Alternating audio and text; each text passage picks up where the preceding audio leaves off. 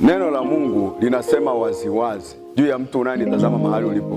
Kwenye kitabu cha Isaya sura ya 43 mstari wa 2 na wa 3, maandiko yanasema, upitapo katika maji mengi nitakuwa pamoja na wewe, na katika mito haitakugharikisha.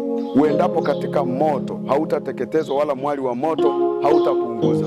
Mungu ameweka protection kwenye maisha yako, ya kwamba utakapopita kwenye maji mengi. Haimaanishi maji haya tunayofahamu, maji yaliyoko huko duniani, maji ya mito, lakini Mungu anaonyesha kuna maji yanayokuwepo katika ulimwengu wa roho. Kuna mawimbi yanayotokea kwenye ulimwengu wa giza ambayo yanakaribia kumgharikisha mtu, na haya ndio ambayo yanazungumza.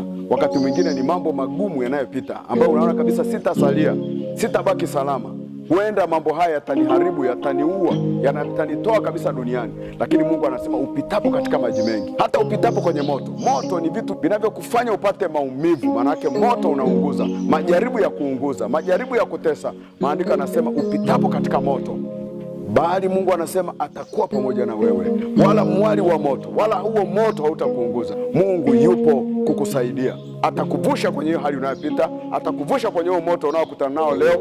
Hautakuteketeza, hayo maji hayatakugharikisha, utakuwa salama katika jina la Yesu. Uwe salama mahali ulipo. Kama unapita kwenye moto wa magonjwa, uwe salama. Kama unapita kwenye moto wa aina ya majaribu ya aina yoyote, na kutamkia uwe salama katika jina la Yesu.